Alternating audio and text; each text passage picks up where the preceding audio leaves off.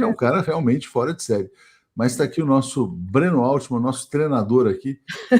Bom dia, Breno, tudo bem? Bom dia, Léo. Bom dia, Daphne. Bom dia a todo mundo que nos acompanha nessa triste manhã de segunda-feira.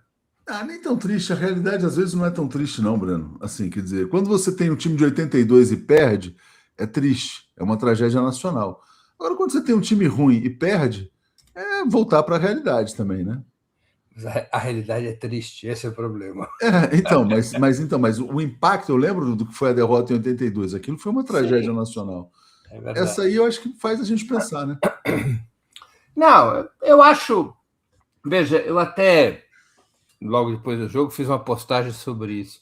Eu sou contra esse clima de ficar buscando culpados individuais, como se tivesse sido algum erro do Ancelotti ou o comportamento específico de algum jogador que tenha decidido o jogo. Eu acho que nós temos um problema muito maior do que esse. O Brasil simplesmente não está mais nas primeiras prateleiras do futebol mundial.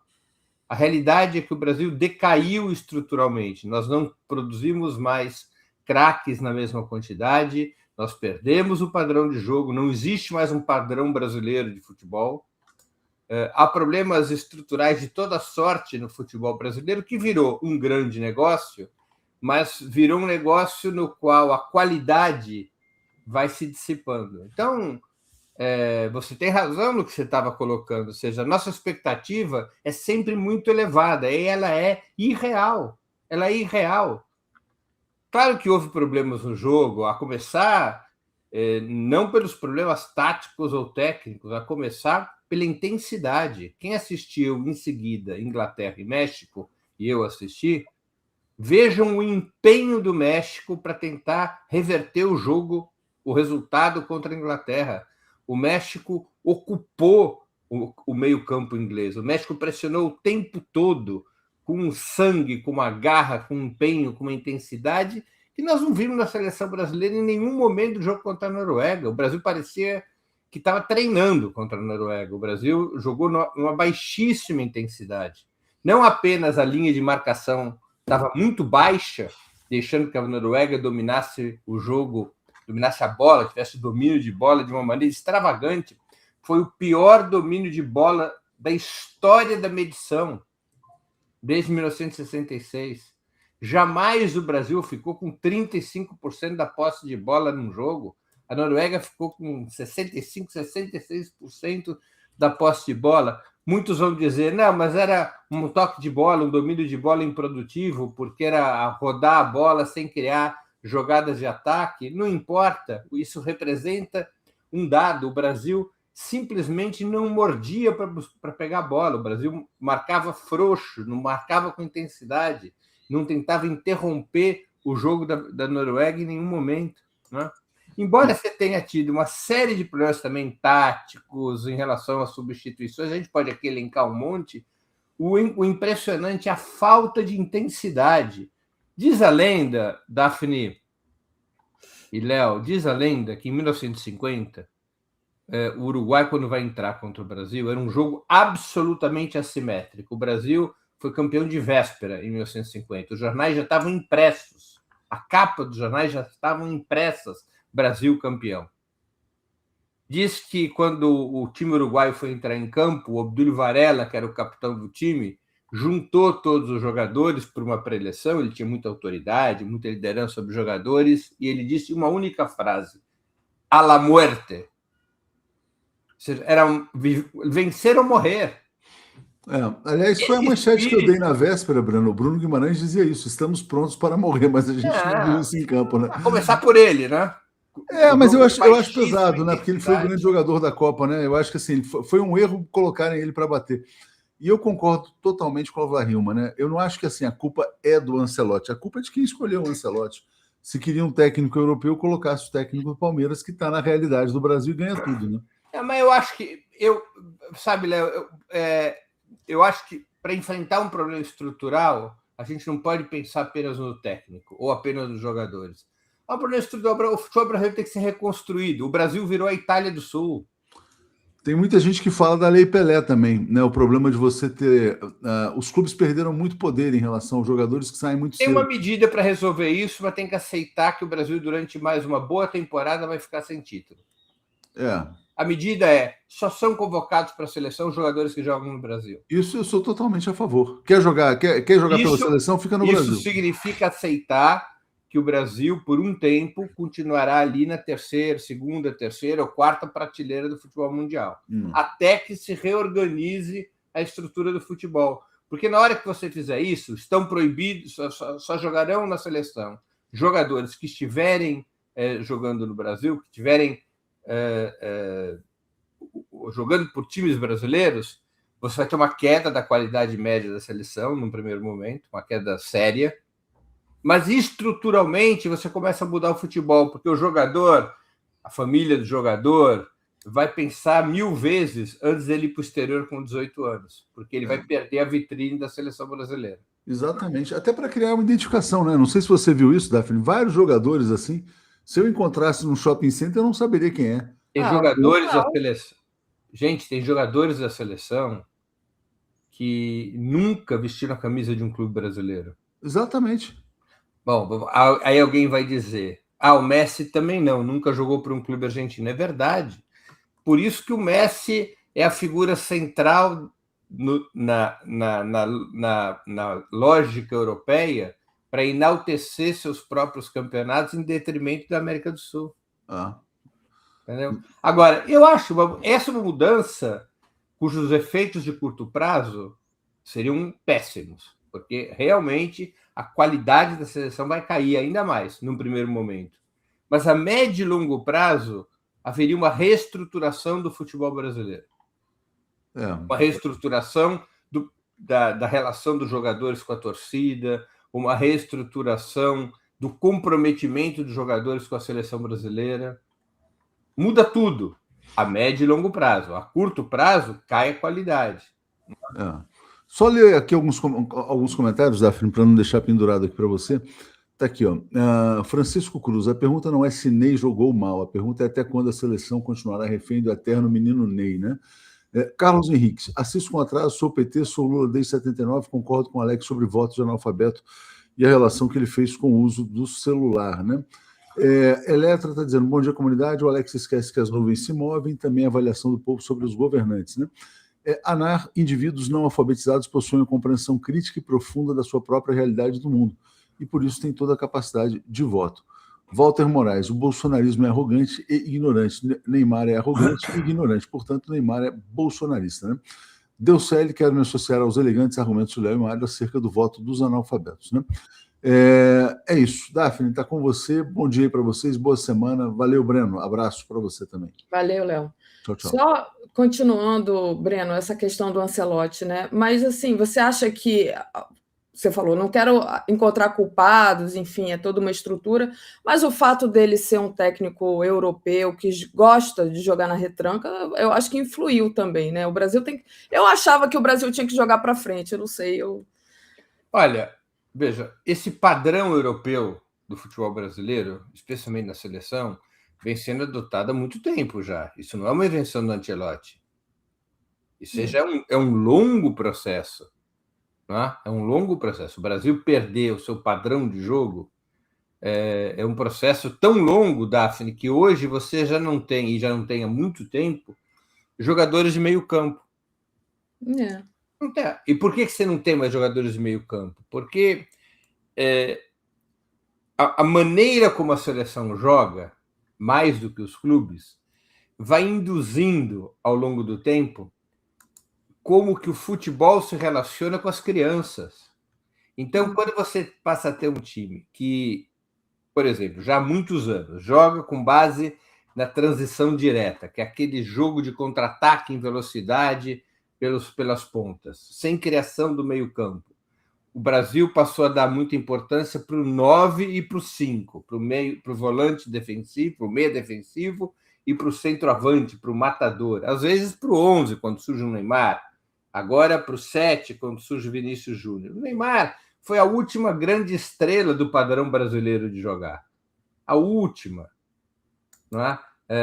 O Brasil uma seleção que já há muitos anos joga com esse padrão de contra-ataque em alta velocidade, transição direta, e isso vai fazendo com que as crianças que querem jogar futebol se moldem a esse figurino. Né? Você vai hoje numa escolinha de futebol, você sabe que os caras que fazem o filtro, a peneira para a escolinha de futebol, já estão preocupados mais com a altura do jogador, com a velocidade do jogador, do que propriamente com a sua capacidade técnica. É possível, embora evidentemente a história não se faça com base em elementos contrafactuais, é possível que se o Garrincha aparecesse hoje numa escolinha... Com aquele joelho? Não poderia jogar. Com certeza. Porque a medição física, a métrica física, passou a ser um padrão europeu. Então, isso vai criando um tipo de jogador, vai criando uma lógica na formação dos jogadores ao longo do tempo, claro, não é de uma hora para outra, que obedece a esse padrão europeu. Né? E o Brasil, há quanto tempo o Brasil não tem um meio-campo decente? Há quanto tempo o Brasil parou de formar craques com versatilidade brasileira? São os jogadores que decidem um contra um, são jogadores com criatividade, com capacidade de drible, com criatividade. Há quanto tempo o Brasil já não tem mais isso em escala industrial como teve no passado? Com certeza. Então, esse padrão de jogo não é uma responsabilidade do Ancelotti. O Ancelotti dá sequência a esse padrão. Ele dá sequência a esse padrão. Agora, veja, o Brasil, ontem, penso eu acho que mais do que jogar no ataque e jogar na defesa, é assim, quando você conhece como joga o adversário, e todo mundo sabia como a Noruega jogava. Tá? A Noruega joga com esse estilo de passe para controlar o máximo possível a bola, esperando que a defesa adversária, quando sobe a marcação, abra espaços. Nesses espaços, eles enfiam a bola e tentam fazê-la chegar especialmente no Haaland. Esse é o jogo da Noruega. Então, se a Noruega privilegia o controle da bola e a Noruega utiliza o controle da bola para abrir espaço na defesa, por que a linha de marcação estava tão baixa? Por que a Venezuela não foi marcada com altíssima intensidade? A Noruega, perdão. O que eu falei? Venezuela. Estava lendo sobre a Venezuela agora há pouco, estou cansado. Se todo mundo sabia que a Noruega jogava assim, por que a linha de marcação não foi alta, não foi lá em cima, com pressão total sobre o controle da bola, para impedir que a Noruega jogasse do jeito que queria jogar? O Brasil deixou a Noruega jogar.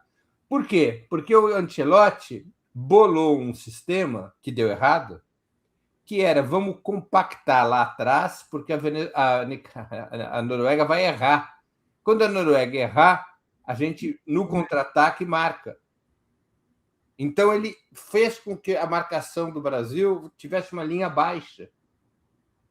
Então, pronto, a gente concorda que ele é um pouco culpado também sobre isso. Claro que ele tem responsabilidade. O que eu estou querendo dizer é que a gente não pode olhar para o jogo e dizer se fosse outro treinador, estava resolvido. Não, tem se ele série de outras questões. Feito as substituições que fez, o Brasil teria vencido. Há um problema estrutural, o Brasil já não está mais nas primeiras prateleiras. Veja, qual é a ambição da torcida da Noruega? A ambição da torcida da Noruega é passar cada fase. Eles não têm a ambição do título, o título ou nada. Porque eles sabem que a Noruega não ocupa a primeira prateleira, embora talvez esteja chegando na segunda, enquanto o Brasil caiu para a terceira. Mas a ambição deles é realista. A ambição brasileira é fora da realidade hoje. Mas você acha, por exemplo, essa questão aí das prateleiras que você coloca, você acha que o Brasil caiu muito nessa coisa do individualismo? Quer dizer, cada jogador desse que faz propaganda de bet, o técnico que vai... Gente, a quantidade de dinheiro que esse homem vai ganhar, eu fico impressionada. 237 milhões até 2030, quer dizer... tudo bem, ele, como disse a Daiane, ele sentou, né? O jogo não tinha acabado ainda, o Brasil estava perdendo, ele estava sentado. Ele vai ganhar esse tanto de milhão até 2030. Quer dizer, as pessoas estão preocupadas ali com as suas vidas, com os suas contas bancárias, e no final das contas, né, dentro desse sistema todo, as pessoas que participam ativamente disso, né, não a gente que está torcendo, mas as pessoas que participam ativamente disso, elas já estão com a vida ganha, elas já estão, tá tudo certo. Eu não sei, essa é a impressão que eu tenho. Essa coisa, o Brasil tem que melhorar para então ir voltar para a segunda prateleira e voltar para a primeira prateleira. O que muda na vida dessas pessoas individualmente? Acho que nada. Gente, mas é que todos os jogadores que estão na Copa do Mundo, ou pelo menos nas 10 ou 15 principais seleções, têm o mesmo perfil. Todos ganham muito dinheiro. Futebol é um esporte no qual os atletas de elite são altamente remunerados. Portanto, não está nisso o problema. O Haaland, ele ganha no padrão Neymar. Esse não é o problema. Não é, eu acho. Há um outro problema, ou há outros problemas. Eu acho que tem um problema da decadência do padrão brasileiro de futebol. O que eu chamo de padrão brasileiro? Ou seja, o Brasil ganhou 5 Copas do Mundo. Como é que o Brasil ganhou 5 Copas do Mundo? Em vários períodos históricos, não é lá atrás, nos anos 50, nos anos 70. Porque ganhou há 24 anos também assim. Tá? E teve seleções com esse padrão, embora já declinante, até 15 anos atrás, ou até 20 anos atrás. O que era o padrão brasileiro? Um meio-campo muito forte, muito criativo, que armava jogadas com jogadores que eram tanto capazes de atender aos demais, ser o garçom, como se diz, dos atacantes, como carregar a bola até o ataque. Veja, o maior artilheiro da história do Brasil não era um centroavante. O Pelé era um meia ofensivo. Ele era um jogador de meio campo, embora fosse capaz de avançar até o ataque. E todos os grandes jogadores brasileiros, ou quase todos, tinham essa característica. Atacantes puros eram de menor frequência, né? Garrincha na ponta direita, mais recentemente o Romário como centroavante, aquela coisa toda. Veja, o Brasil ganha a Copa de 70, tão endeusada, com 4 ou 5 camisas 10. Com meio campo forte. O Brasil já não tem mais isso. O Brasil já não tem mais jogadores em volume, não é? Jogadores capazes de, num lance de criatividade, decidir a partida. Agora, o Brasil também perdeu intensidade.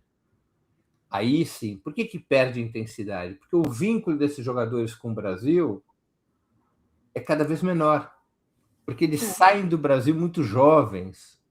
Não é o problema do dinheiro, estrito sensu. É o problema dos vínculos afetivos, dos vínculos nacionais. O dinheiro é um dos elementos disso, mas não é o único elemento disso. Porque senão a gente não conseguiria explicar outras seleções que os jogadores também ganham fortunas, mas o desempenho é diferente. Tá? Então, os vínculos afetivos são muito distantes. Você pega um jogador como o Endrick, por exemplo. Ele foi para o Real Madrid, agora ele está no Lyon, na França, com 18 anos. Quando ele tiver 25, ele terá passado boa parte da vida adulta dele fora do Brasil, sem vínculos com a torcida brasileira, sem se sentir responsável pela camisa amarela, sem aquele espírito que o Nelson Rodrigues genialmente etiquetou como a seleção é a pátria de chuteiras. A ideia de que o Brasil faz a guerra através do futebol. Então, esses vínculos se dissolvem. Por isso que você adotar uma medida drástica, eu sei que o que eu estou falando aqui é pura fantasia, jamais a CBF faria isso, porque os negócios impedem, né? Mas se tomasse uma decisão de que só serão convocados para a seleção brasileira jogadores que estiverem por um certo período de tempo jogando no futebol brasileiro, por exemplo, um período de 2 anos, jogando no futebol brasileiro, para evitar o oportunismo, né? Do jogador vir para o Brasil 6 meses antes da Copa para poder ser convocado. Uma medida como essa, ela recompõe a médio e longo prazo os vínculos com o país. A torcida vai conhecer os jogadores, esses jogadores vão estar vestindo a camisa de um certo time, isso também vai gerando uma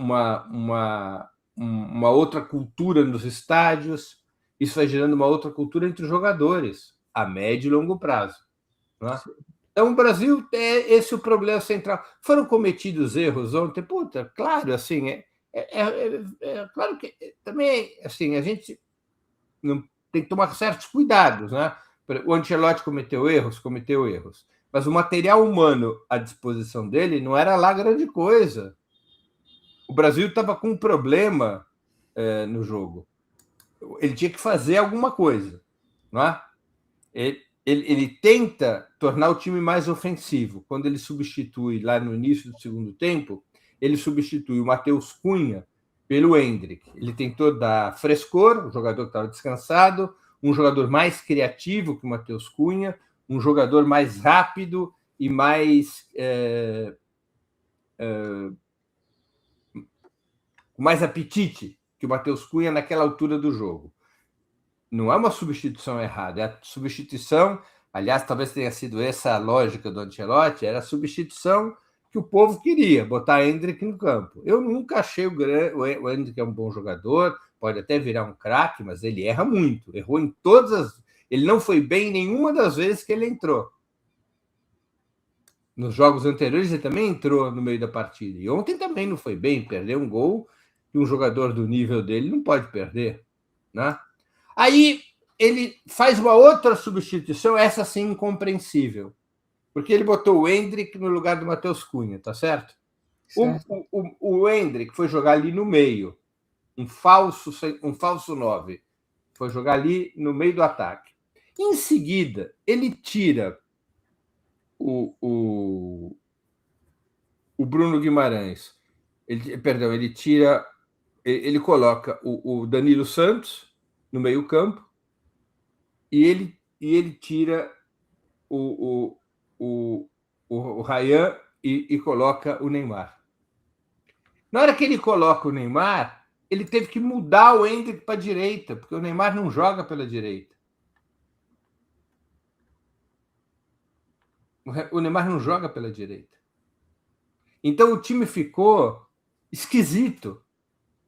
Ficou esquisito. Exatamente. E dali em diante, o Brasil só piorou, né? Porque o Brasil ficou com o meio-campo ali com o Casemiro, Danilo Santos, e lá na frente ficaram Neymar, Endrick e Vini Júnior. O Endrick rendeu muito pouco. Ele não era nem um homem de marcação avançada.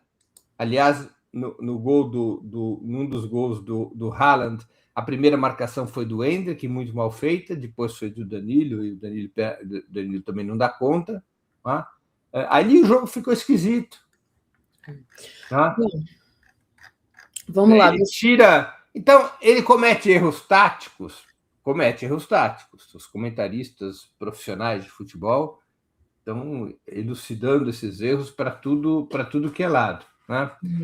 E agora, não, o problema é que ele colocou o Neymar. Não, o problema não é ele ter colocado o Neymar. O Neymar não jogou, não fez nenhuma partida maravilhosa, mas não foi mal no que ele jogou. Agora, ele já não é mais 15 minutos, 10 minutos. Ele jogou um pouco mais que isso, né? Acho que ele jogou 20 minutos, 25 minutos. Né? Ele é um jogador que não está nas suas melhores condições físicas, é evidente, né? Mas é um jogador que tentou fazer alguma coisa aqui naquela desestruturação que estava a seleção brasileira. Ou seja, realmente eu tenho a impressão, Daphne, que o que fez o Ancelotti, ele fez populismo futebolístico. Ele botou no campo os dois jogadores que a torcida exigia. O Endrick e o Neymar. Só a esquerda não gosta do Neymar. uma parte da esquerda. O povo gosta do Neymar, porque o povo sabe que o Neymar é o melhor jogador que o Brasil tem desde o fim da carreira dos 3 R's. Romário, Ronaldo, Ronaldinho e Rivaldo. A maior parte do povo... Ontem eu fiquei com saudade do Romário, tá? Que o Romário ficava ali parado, esperando a bola chegar no pé dele, e quando chegava ele fazia gol. Eu fiquei com saudade do Romário. Sim, outra era do futebol brasileiro. Embora já era uma era de transição para o padrão europeu. Mas, enfim, o Romário, o Romário, ele vai gerando nas jovens gerações a ambição por ser o camisa 9. Ele ajuda a transitar, não é culpa dele, evidentemente, mas pelo seu próprio talento, numa circunstância em que o futebol brasileiro já transitava para o futebol europeu, para o padrão europeu de futebol, o Romário ajuda a que as crianças parassem de pensar na camisa 10 e passassem a pensar na camisa 9. Ele usava 11, mas na ideia de ser o centroavante, não de ser o meio-campista.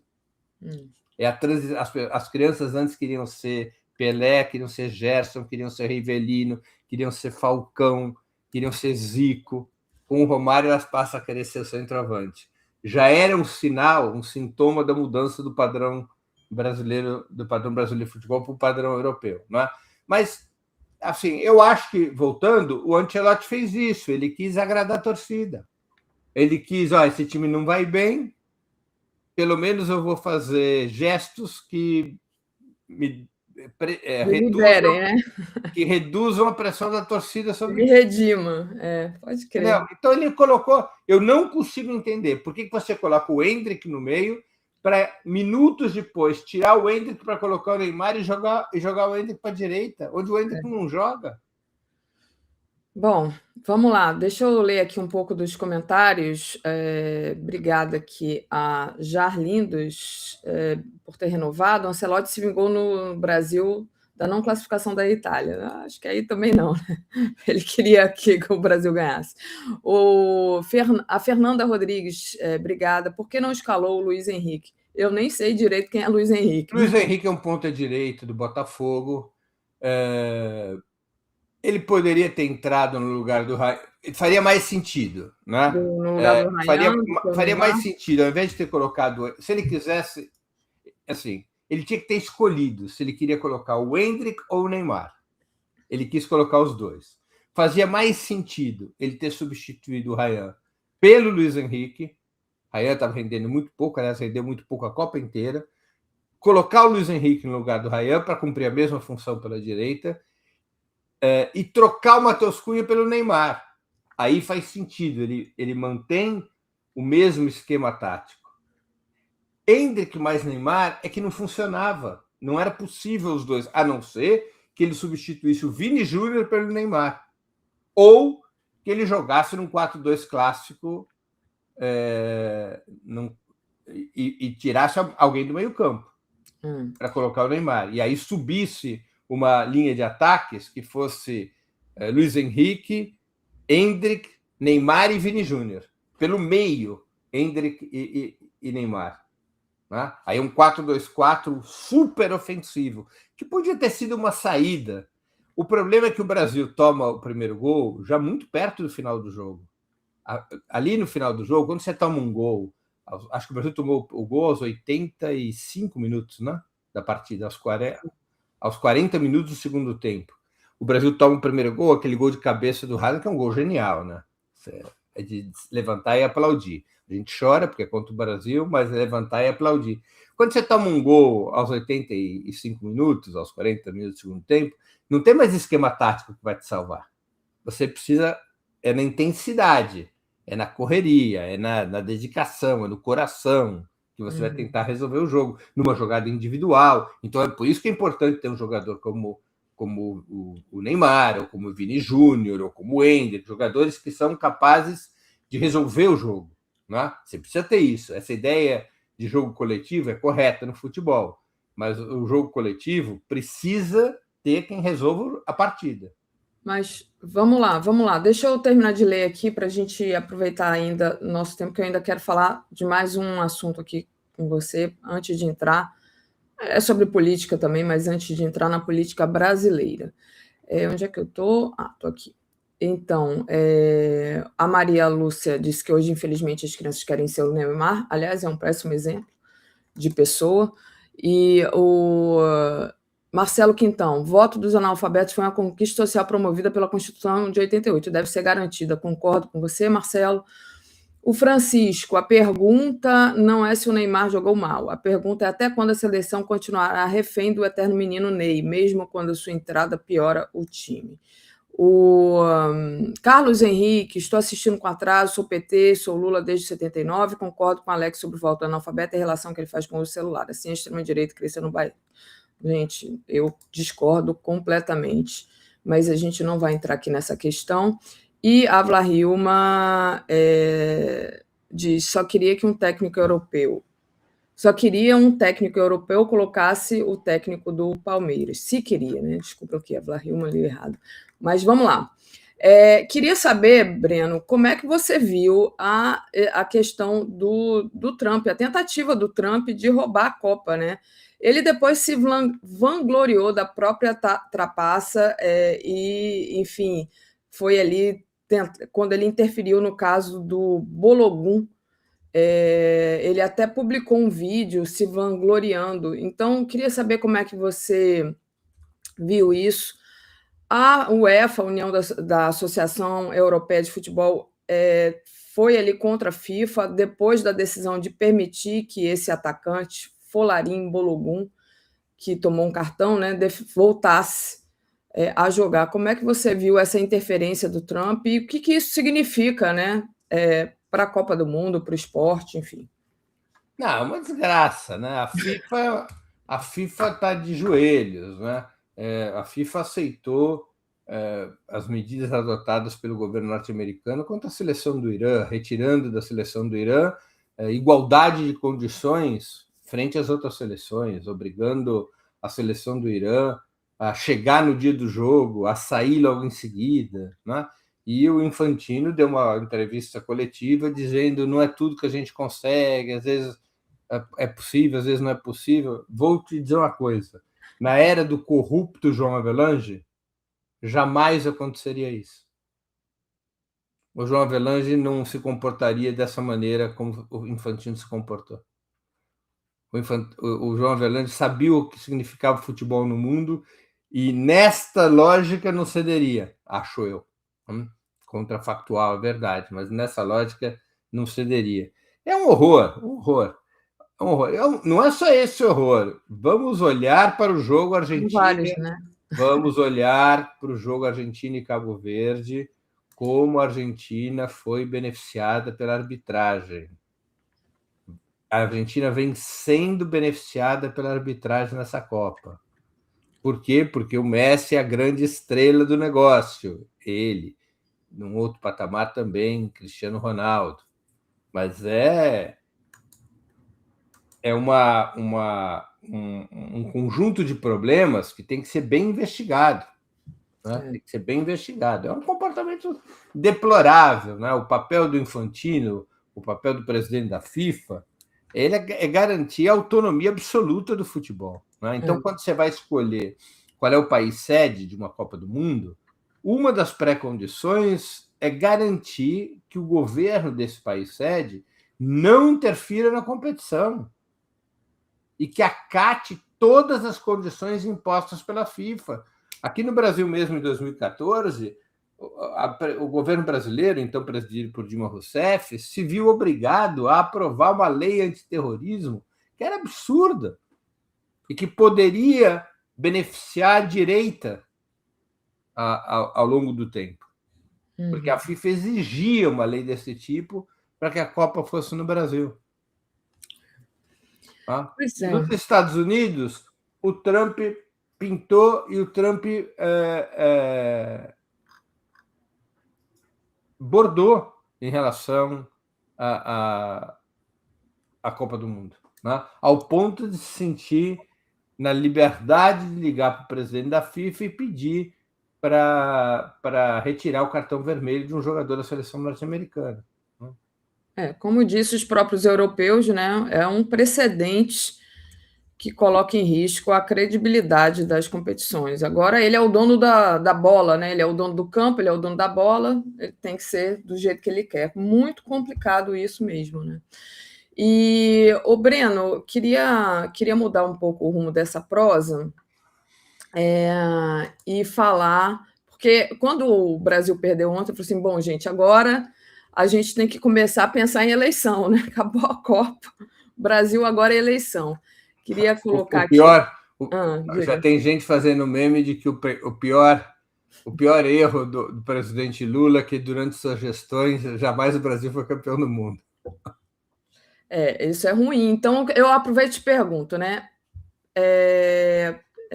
Você acha que essa derrota prejudicou o Lula ou prejudica o Lula? Não tem nada a ver. E a última pergunta sobre futebol que eu também queria fazer, para quem que a gente torce agora? Eu estou querendo torcer para o Marrocos. Você falou Cabo Verde e Argentina. Eu acho que o Cabo Verde, para mim, já ganhou a Copa, como teve esses comentários aí nas redes sociais. Eu fiquei com a impressão maravilhosa. Fiquei até com vontade de ir para Cabo Verde. Parece que é barato sair de Recife e ir para Cabo Verde para conhecer. Mas para quem que você vai torcer e se o Lula se prejudica com a derrota do Brasil ou se não tem nada a ver? Bom, eu vou torcer, a partir de agora, por óbvio, para a Noruega, para que o Brasil pelo menos possa... Não, ao contrário. O Brasil, eu sou rancorosa. O Brasil pelo menos terá perdido para o campeão mundial. Pô. E a essa altura é um dos dois azarões, né? Que estão indo para quartas de final. Um azarão. Sob esse aspecto, se Marrocos ganhar a Copa, Noruega, o outro é o Marrocos. Do campeão. O Marrocos, vou te contar. Nenhum jogador do Marrocos nasceu no Marrocos, Daphne. São todos nascidos na França, Daphne. Tudo bem, mas tudo bem. A França não queria eles lá. Não. Você só torcer para o Marrocos, não. Eu acho que vou torcer para a Noruega.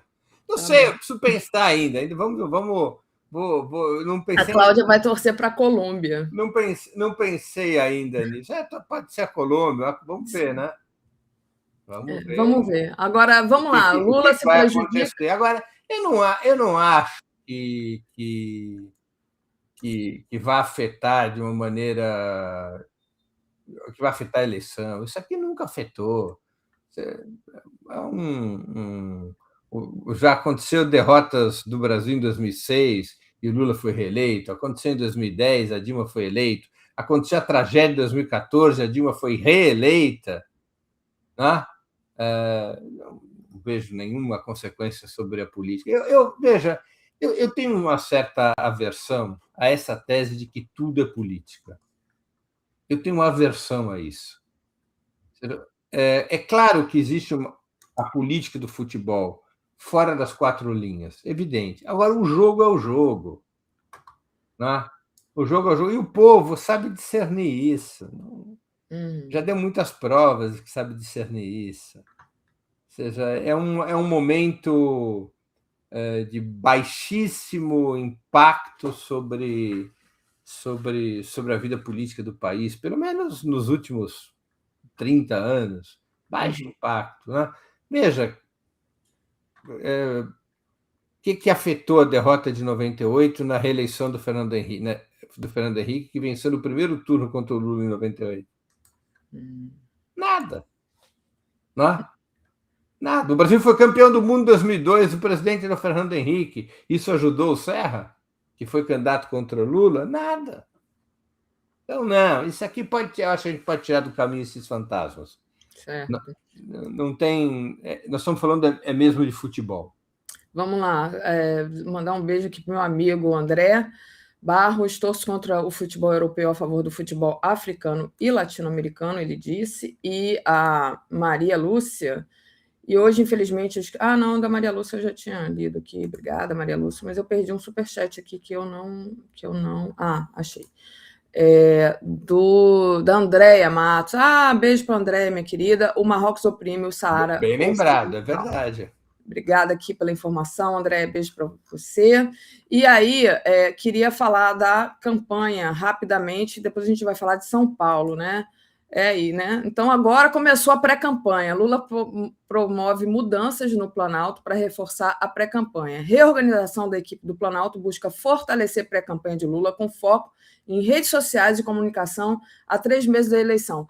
3 meses da eleição, Breno, o que tem que ser feito para a gente avançar aí e conseguir, enfim, não sei se ganhar no primeiro turno, que eu acho que isso não é real, mas pelo menos chegar bem, né? Melhorar. Olha, eu não acho que tem que fazer grandes coisas diferentes do que já está fazendo, né? Mesmo as mudanças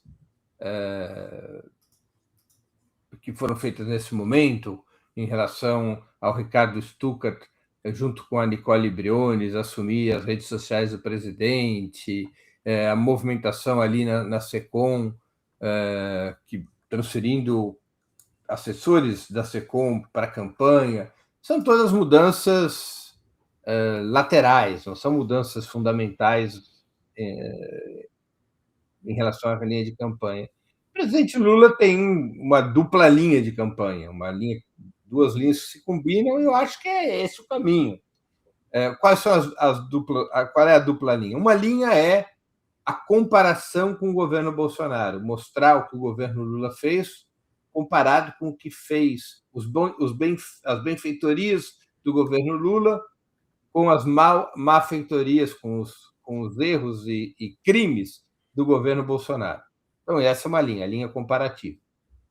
A outra linha é a linha do perigo, ou seja, os riscos que o país corre no caso do retorno da família Bolsonaro ao governo. É uma segunda linha. Eu acho que dentro dessa segunda linha deveria ser, como já está ocorrendo, eu talvez fosse melhor uma maior intensidade em relação a isso, eu daria muito peso à questão nacional. Eu não acho que a maneira de alertar para o perigo Bolsonaro seja esse discurso de classe média ilustrada, democracia versus fascismo. Isso não diz nada para o povo. Isso diz algo para 10, 15% da população. Essa ideia de o Bolsonaro é o perigo fascista é para bolha, como se diz. Eu acho que o que realmente alerta para o perigo do Bolsonaro, do que representa Flávio Bolsonaro, em termos populares, é a questão nacional. Ou seja, de que deixar muito claro que a disputa eleitoral será entre o presidente Lula e Marco Rubio, entre o presidente Lula e Donald Trump. Essa é a disputa eleitoral real. Que o Flávio Bolsonaro não passa de um agente norte-americano dentro do Brasil. Que ele é antinacional, antipatriótico. Acho que o presidente Lula já vem batendo nesse martelo, acho que deveria bater cada vez mais nesse prego.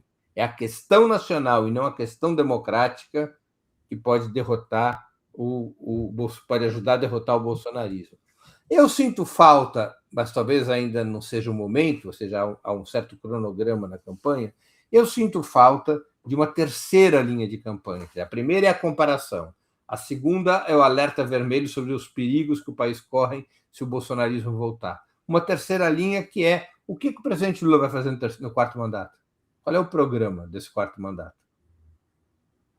Ou seja, o que vai ter de diferente? Uhum. Ou é puramente manter o que foi feito no terceiro mandato?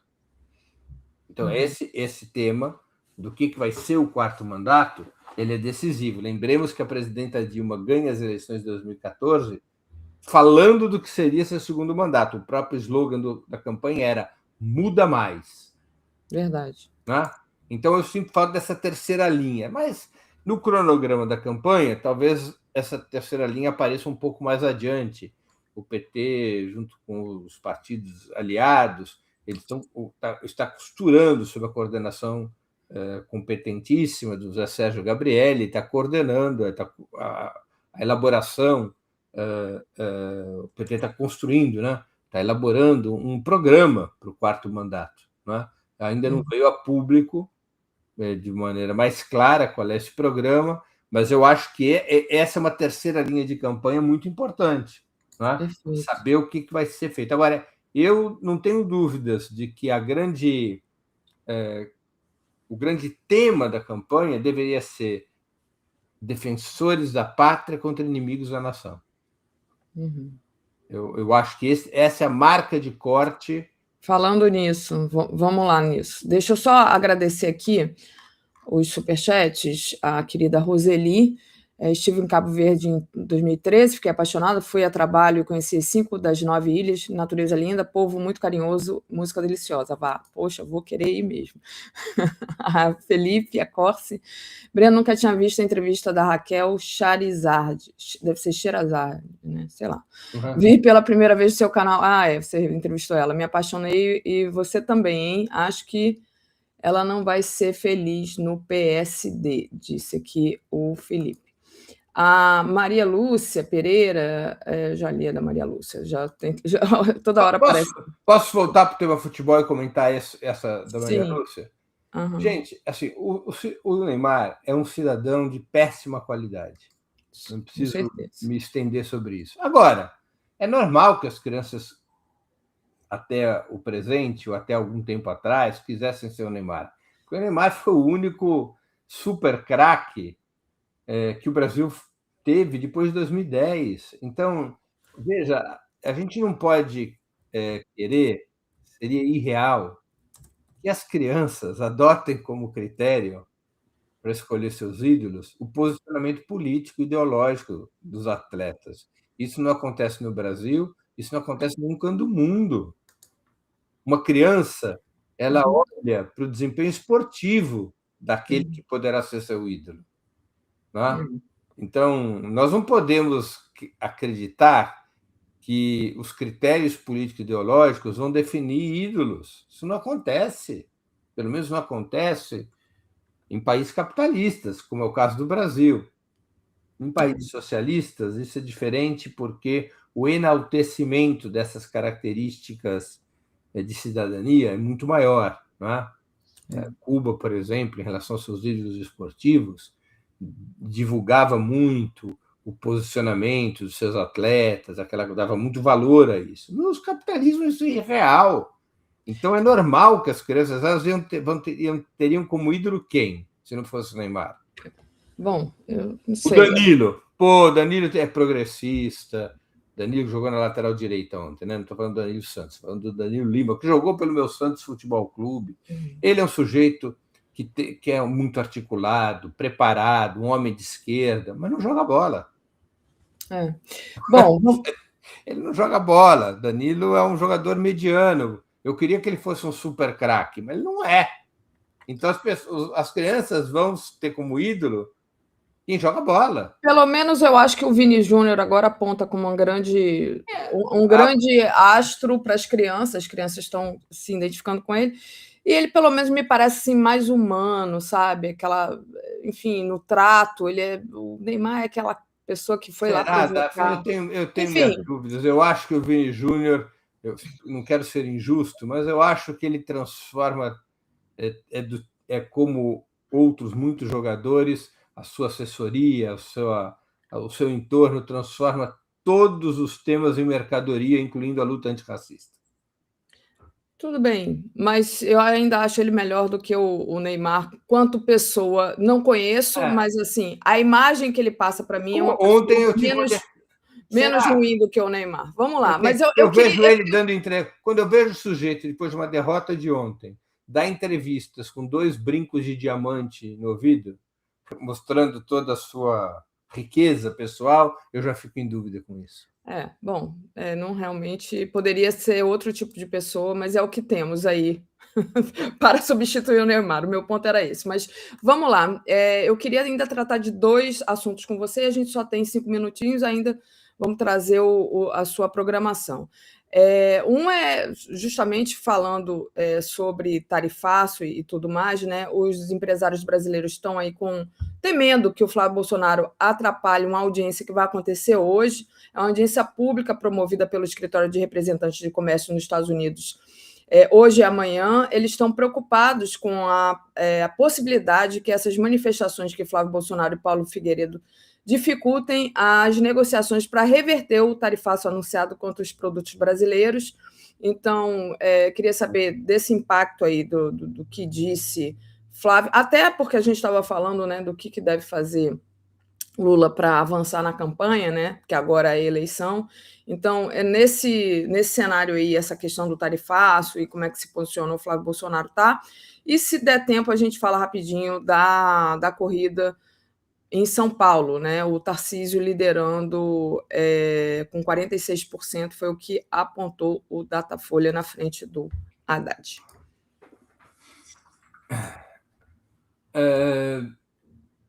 Olha, eu acho que eu já tive a oportunidade de comentar isso aqui, então você me perdoe se eu for repetitivo.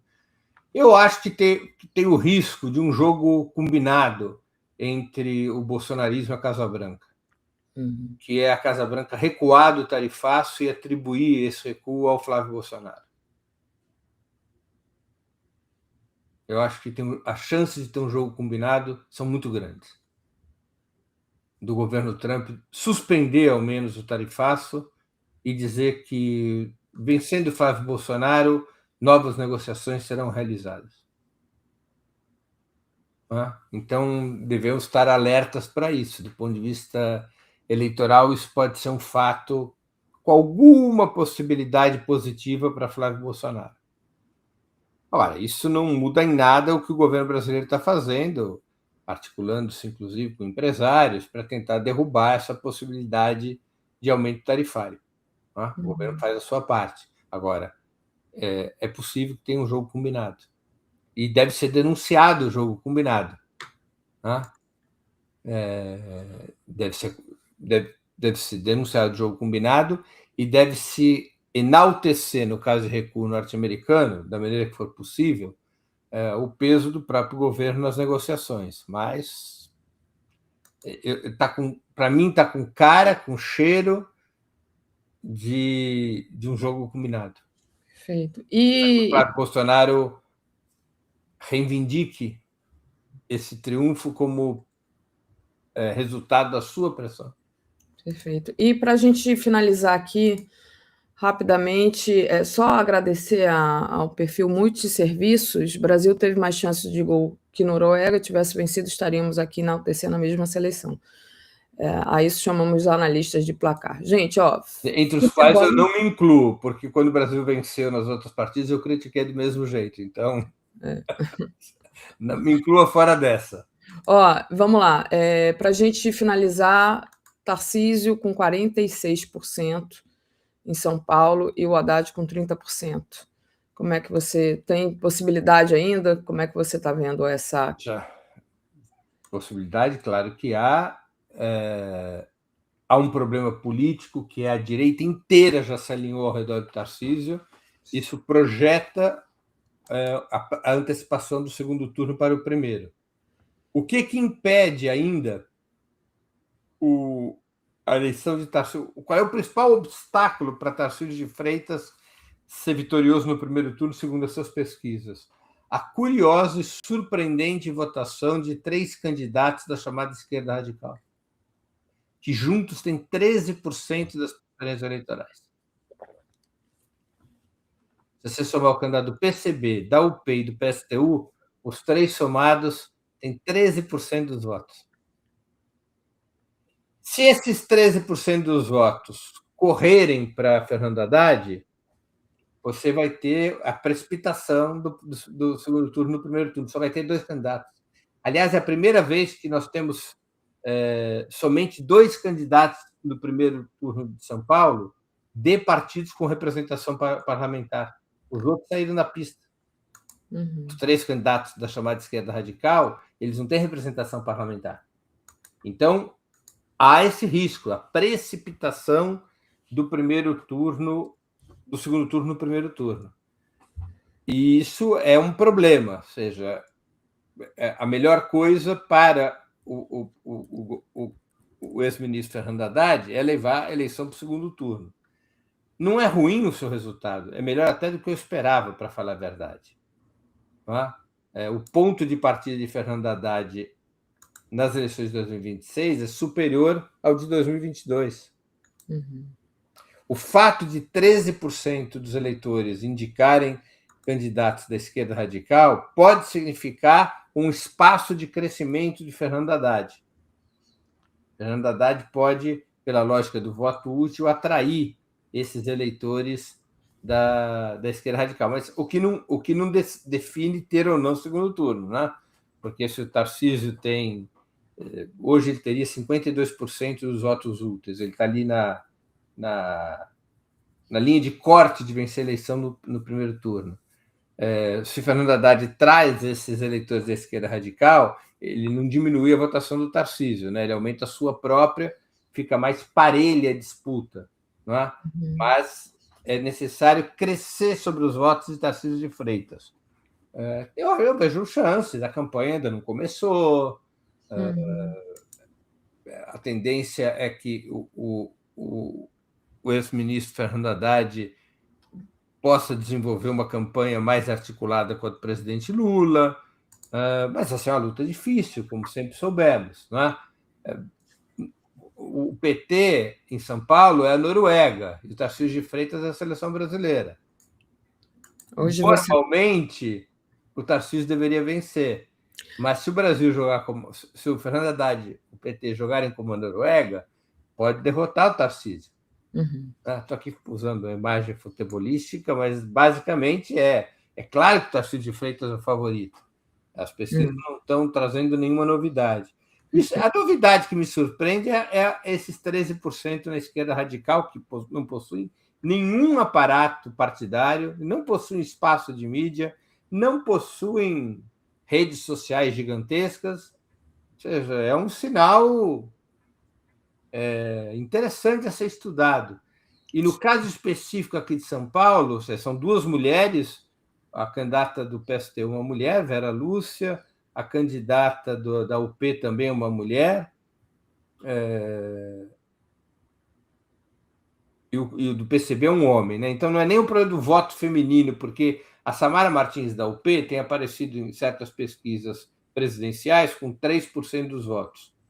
Ela é a única mulher na disputa. Então, essa é uma explicação que alguns analistas dão. Olha, como ela é a única mulher na disputa, isso ajuda ela a aparecer nas pesquisas, quase com o mesmo percentual do Renan Santos. Não é pouca coisa.